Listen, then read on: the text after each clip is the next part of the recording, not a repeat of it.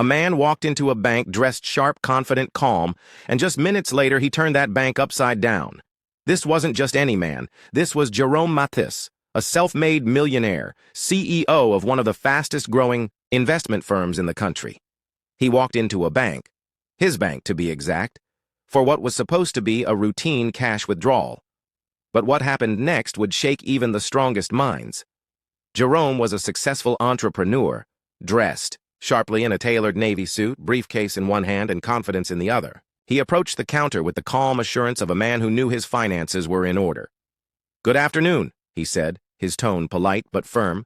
"I need to withdraw $50,000 from my business account. I've got the ID, account details, everything ready." The teller glanced nervously at the large amount and called over the manager.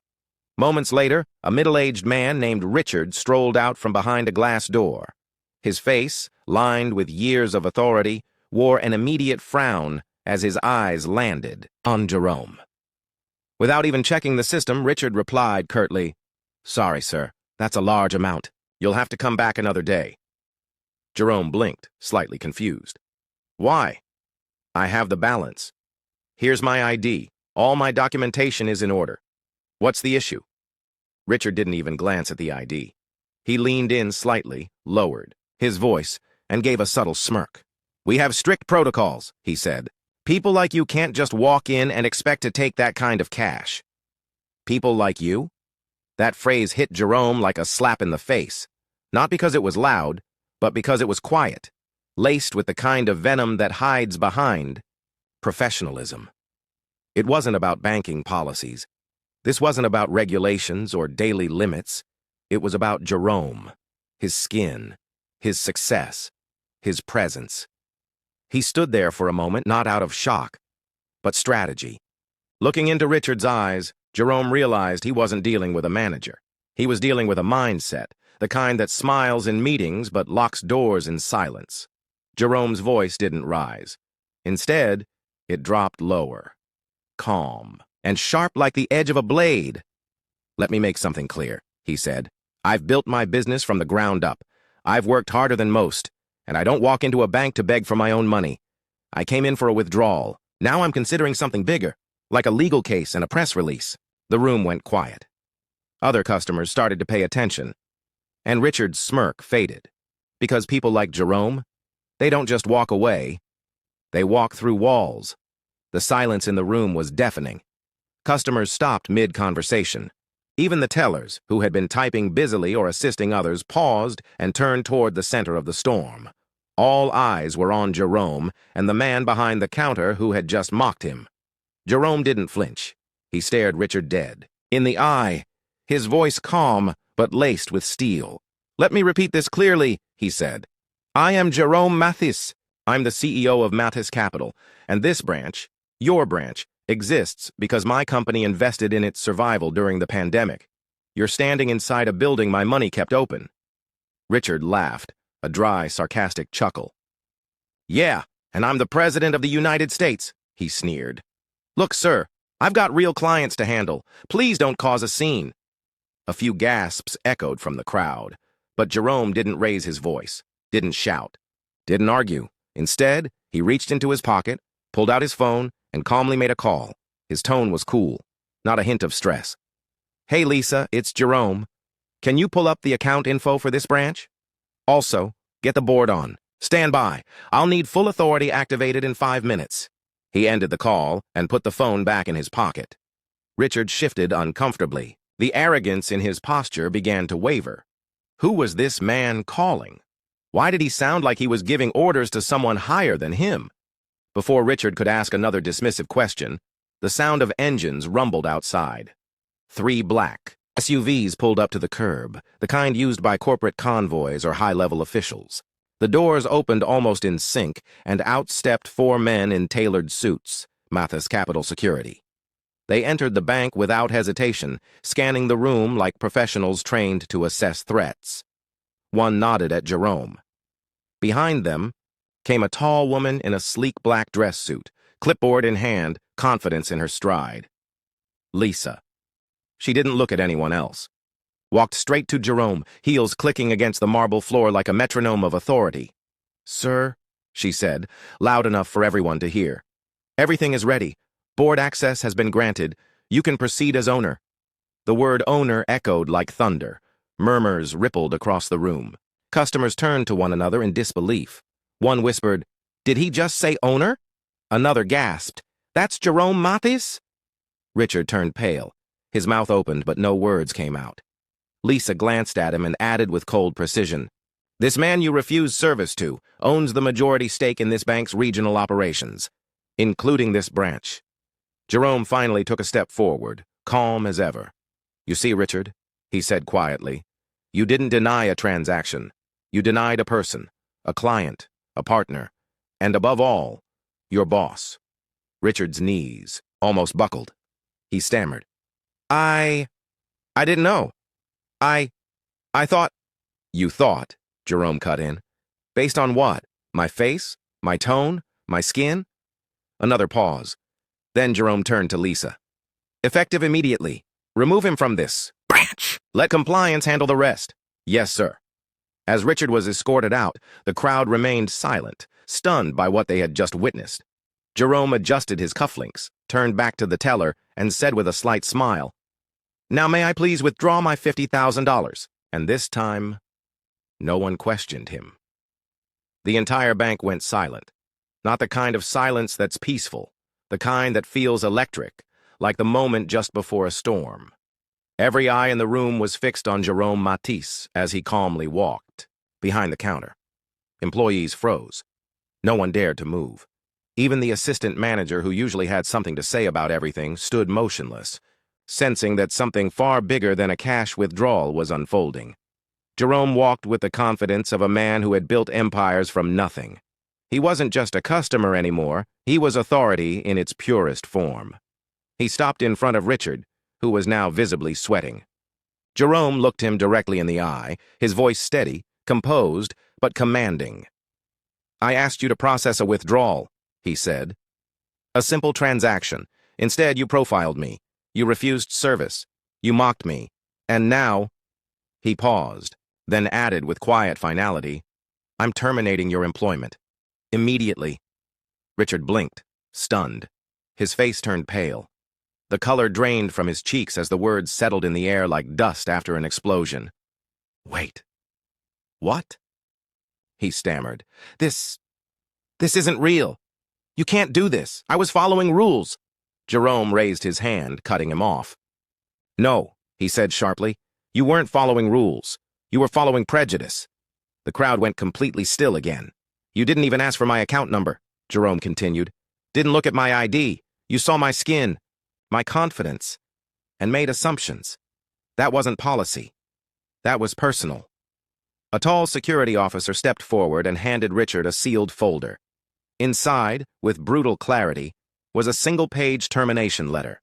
Printed, signed, dated, and stamped. Richard fumbled with the paper. His lips moved silently as he read the bold words at the top. Termination of employment, effective immediately. His hands began to shake. He looked around for sympathy, for someone to defend him. But no one moved. Not even the employees he used to boss around. Then, something unexpected happened. Clapping. It started with one customer, then another, and soon the entire lobby was applauding. Some had pulled out their phones, recording everything, not just the downfall of a man, but the rise of justice. The truth was no longer just whispered between walls. It was being filmed, posted, shared, and Richard, once the proud gatekeeper of the bank, was now just a man, standing in a suit that suddenly looked too big, surrounded by the echoes of his own downfall. Jerome turned back toward the counter and said to the young teller who had first greeted him, "Thank you for your patience. Let's finish what I came for." This time there were no delays, no hesitation, just respect. This wasn't just about one man being denied cash. This wasn't just a bad day at the bank. This was about something far bigger, a reflection of the quiet, daily injustices that people face not because of what they've done, but simply because of who they are. And Jerome Mathis? He was done letting that slide. What started as a routine visit to withdraw money turned into a public reckoning. Within hours of the incident, video footage from inside the bank flooded social media. clips of Jerome calmly addressing the situation, firing the discriminatory manager and asserting his position with dignity and precision went viral. News outlets picked up the story. CEO handles discrimination with class and power. Mathis Capital CEO fires bank manager on the spot. A masterclass in quiet power. Jerome Mathis shuts down discrimination. People across the country praised him, not just for standing up for himself, but for how he did it. He didn't yell. He didn't break down. He didn't retaliate with rage. He used intelligence, composure, and truth. But Jerome didn't stop there. He knew the problem was bigger than one manager. It was systemic, rooted in unconscious bias and the normalization of inequality. If he truly wanted change, it had to begin at the foundation. So, within days, Jerome called a meeting with his executive team and outlined a bold, uncompromising plan. He launched a mandatory company-wide initiative called See the Person, Not the Skin. It would be implemented across every branch, every division, every region under the Mathis Capital umbrella. It wasn't just another corporate diversity training with checkboxes and slides. This was different. This was personal. The program would include in-depth anti-discrimination workshops tailored to real-world banking scenarios, bias interruption training, teaching staff how to identify and challenge their own unconscious prejudices, leadership accountability sessions, where executives and branch managers would be required to reflect on their roles in creating inclusive environments, quarterly audits led by independent diversity experts to ensure standards weren't just discussed, but enforced. Jerome made one thing crystal clear. Respect was no longer optional. From tellers to regional VPs, everyone would go through the same training. No shortcuts, no exceptions. And as for Richard, Jerome didn't fire him out of revenge. He didn't do it to make an example out of one man. He did it to send a message, loud and unshakable. If you abuse power, you lose it. If you treat people based on stereotypes, there's no place for you in leadership. The termination wasn't personal. It was principle. Jerome understood something most leaders forget, that real change isn't always made through press conferences or bold slogans. Sometimes it's made in quiet moments, where action speaks louder than outrage, and that's exactly what he modeled. In the weeks that followed, banks across the nation began reaching out to partner with the See the Person, Not the Skin program. Other CEOs asked for consulting. Schools, nonprofits, and even government departments requested access to the training. What began as one man being profiled became a ripple of awareness, a movement of change, because power isn't always loud. It doesn't always shout or demand. Sometimes it walks in quietly, asking for a simple transaction, and ends up changing everything. Jerome later said in an interview, "I could have yelled, I could have caused a scene, but instead I let the truth speak. And the truth is, in this world, some people will see your skin before your name. But don't let that stop you. Know your worth. Speak your truth. And when the time comes, own your moment." His words echoed far beyond the newsroom. They landed in boardrooms, classrooms, and living rooms across the country. Because what happened that day in the bank wasn't just about a transaction. It wasn't just about a manager who let bias dictate his decisions. It was about what happens every day, in subtle, unspoken ways, when people are judged before they are heard. Jerome's story became a reminder, a lesson, a spark. He could have yelled. He could have made a scene, shouted accusations, or stormed out and taken legal action from behind closed doors. But instead, he stood his ground with calm confidence. He let actions carry the weight of his truth, and in doing so, he flipped the narrative. The man who had been dismissed as just another customer turned out to be the owner, the decision-maker, the one whose signature could build or bury a career, and yet Jerome chose grace over anger, strategy over noise, purpose over pride. His quiet strength became a powerful example for others, especially for those who've been ignored, underestimated, or mistreated simply because they don't look the part. He didn't just win a moment. He created a movement. In the weeks after the story went viral, people across the world began sharing their own experiences, times when they were dismissed, profiled, or overlooked. And in those stories, Jerome's response became a model. Speak with clarity, act with integrity, Let truth do the talking. The ripple effect didn't stop there. Schools began teaching the story as a modern case study in leadership and character.